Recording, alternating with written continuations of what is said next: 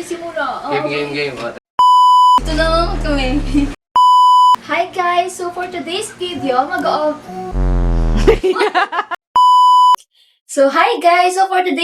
mag-open tayo ng Edifier MR4. So without further ado, let's get started. So, ayan.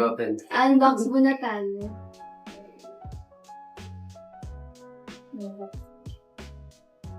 Okay mo na, partner. Ika. Oo. Ako din. Pero may experience ko din.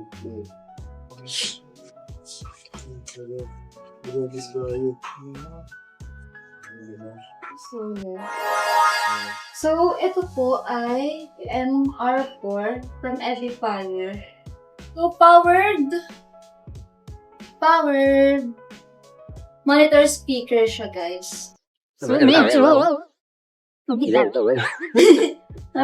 color block. Color block siya. So, tanggalin muna natin siya. So, ito yung mga ingredients niya. And manual. So, tagin muna natin. So, yung packaging niya, very safe kasi meron siyang styrofoam and each of them nakabalot ng plastic. So, kahit umulan, mababasa. So, safe na safe na. So, ang ganda niya. Papalamigit na. Hindi siya magkakata na bigat.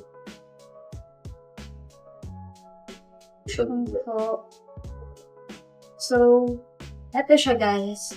So, yung, material ginamit sa kanya is wood. Long wood siya. Wood. Tapos, ayan. So, ayan yung design niya. Ayan. So, sa likod, meron siya dito, pindutan. So, malalaman natin mamaya kung para saan siya. So, ayan. Meron din siya dito. Tas low end. Kailangan. Volume. Base. Base. Ang volume dito sa harap. Oo nga. Ayan. So, kada may naka-include sa kanyang edifier. Tapos, sa likod nito, yung marami. Ano kayang Ayan. Yan, dito yung meron din siyang jack. ganito. So, para saan to? Sa kanan left tsaka right. Yes. E or S. Ayan. So, hindi siya wireless, guys, kasi plug and play siya. Ayan. So, yung mga inclusions niya po, eto na. Check natin kung ano siya. So, meron siya nito. Ayan, red tsaka white. Tapos, ano ba ito? Jack to. Basta yan. Ito rin, extra wire. Wala, para kaunti. Extra wire lang siya. Tapos, jack to jack na. Ayan. So, tapos, meron rin siyang kasamang manual para guide natin kung paano siya i-assemble at gamitin. So, MR4 Studio Monitor. Ayan, nakalagay. So, yun. So, ito siya. Ayan. Yeah.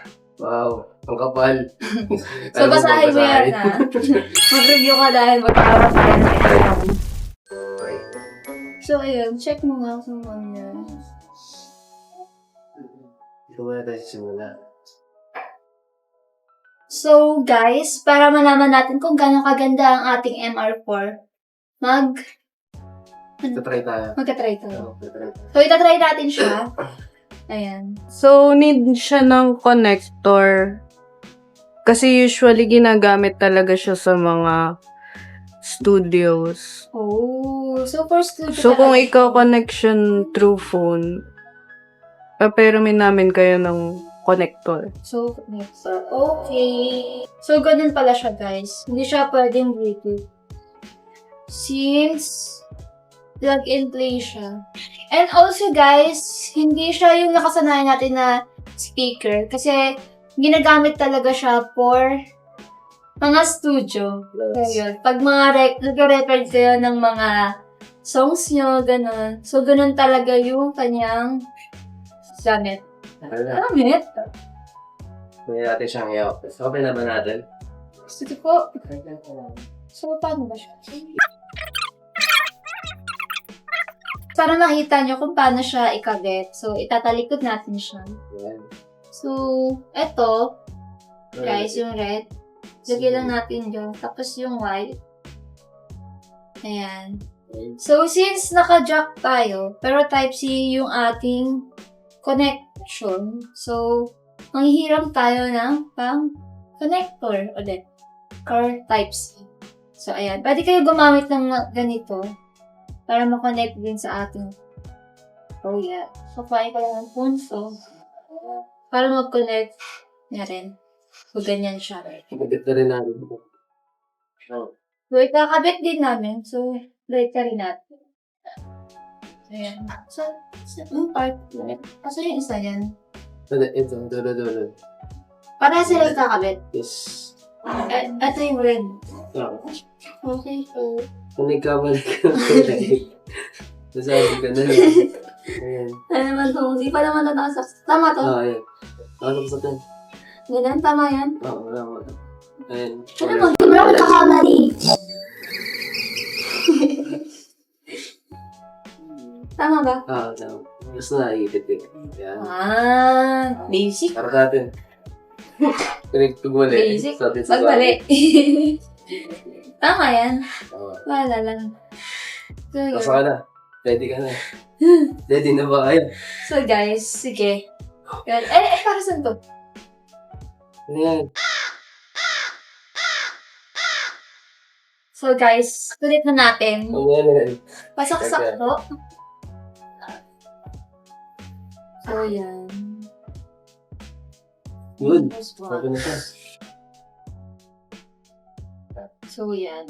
Try natin. Ano bang Second fade na.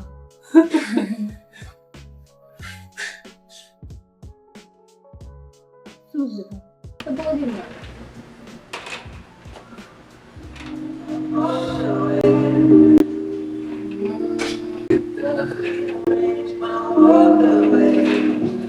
Full na yan.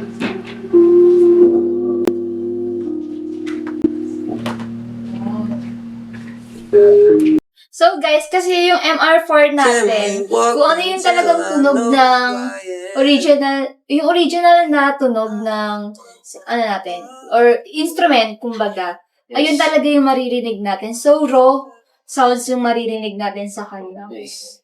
Mali yung ginamit natin na mode kanina is, instrumental mode. Kasi dalawa yung dual mode siya eh. Meron siyang monitor mode, tsaka music mode pala.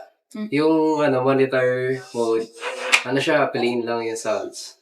So, flat lang yung sounds Yes. lagay doon. Sa sa music mode, meron siyang, for entertainment talaga siya. Kasi, halimbawa, yung ibang music, meron siyang part na sa left and right siya naririnig, di ba?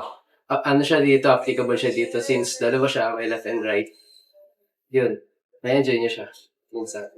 So, ang ganda ni MR4, especially sa mga music, yung mahilig sa music, yung mga nag-video, guys. So, ayan, perfect na perfect si MR4, since raw, and pwede nyo palang i-insert dito yung instrument, like guitar, ganun. Yes, pwede niya So, connection. pwede nyo siya i-connect. Dito. Kaya, Yes. dito. Kung gusto niya naman ng headset, dito naman siya, may part din siya for headset para yung sounds mo. Yes. Yan. Naririnig. So, yun guys.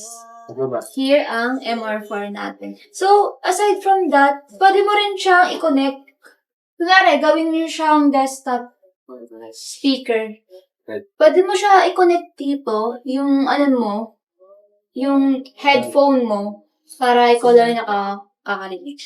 So, may ganun siyang features, guys, Meron siya ditong insertan ng headphone. So, yan, guys. Get updated on our latest product by following our Facebook page, RoseDadPH. Or visit our online store at www.royalsdad.com. Thank you.